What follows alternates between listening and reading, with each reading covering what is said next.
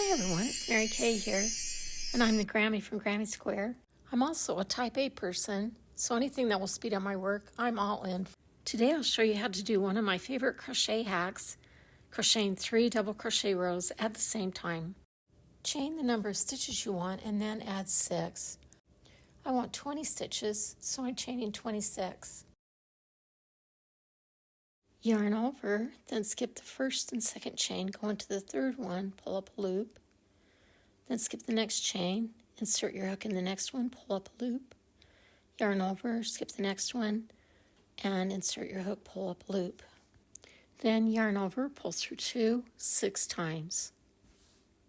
This is how it looks after the first stitch. There are a lot of bars here, so let's locate the ones we'll use. There are 2 bars for each double crochet. We'll skip the first one and go into the second one. Skip the next one and use the next one down. And then we'll use the next stitch on the chain. Yarn over, skip the first bar, go into the second one and the one right behind it. Pull up a loop.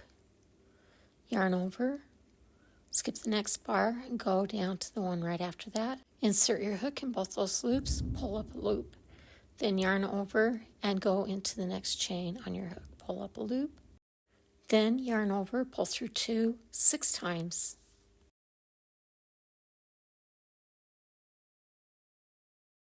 Each row double crochets has a horizontal bar at the bottom, so we can use that line of bars to locate the stitch that we need to use. Yarn over, insert your hook into the bars you identified, pull up a loop. Then yarn over and do the same thing with the second set. Yarn over and insert your hook into the next chain. Yarn over and pull through 2, 6 times. After a few stitches, that horizontal bar will become more obvious. So follow it along, and then you'll go into the last one and the bar right behind it.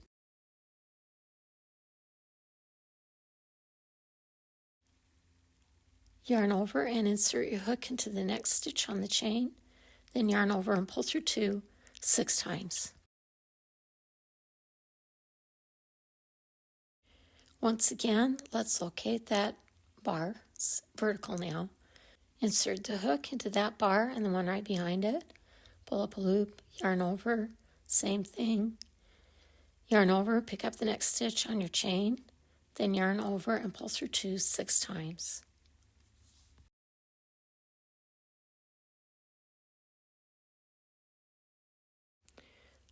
Let's watch one more.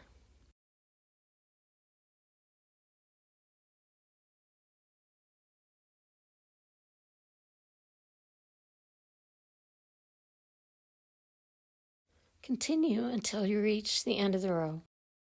It's easy to see the 3 rows of double crochets. These are front facing. Turn your work and you'll see the back facing stitches do not look the same. Next we'll add another color with front facing stitches. The loop that you see here represents the first column of stitches. If we start the next color with that loop, we'll delete a stitch.